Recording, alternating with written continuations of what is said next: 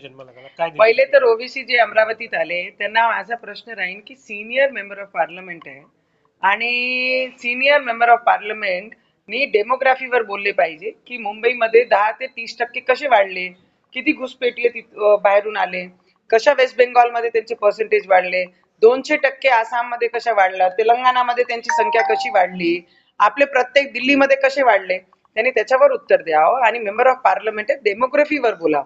आणि त्यांना माझा प्रश्न राहणार आहे की जेव्हा त्यांना म्हणतोय आपण की संविधान पुढे राहीन की इस्लाम राहीन, तर ते सरळ म्हणतात इस्लाम पुढे ठेवू, संविधान आम्ही पुढे ठेवणार नाही. आम्ही या मातीचे माणसं आहे आणि इथे जन्माला आलो आणि त्याच्यासाठी शेवटचा श्वासी सुद्धा या हिंदुस्थानसाठी देणार आहे. आणि त्यांना विचारा, त्यांना माझा प्रश्न है कि भारत माता की जय बोलो, वंदे मातरम बोलो और इस्लाम को पीछे रख के संविधान को आगे रखो.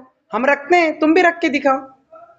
आणि जास्त सल्ला द्यायचा नाही. ज्यांना 8-10 पोरं करायचे, 20 करायचे, 50 करायचे आहे, त्यांना असे लोकांना या देशातून काढून त्यांची सिटिझनशिप इथून काढून आणि त्यांचे पार्टीचं जे पक्षाची परमिशन दिली तेही रद्द झाली पाहिजे. आणि त्यांना पाकिस्तानमध्ये पाठवलं पाहिजे.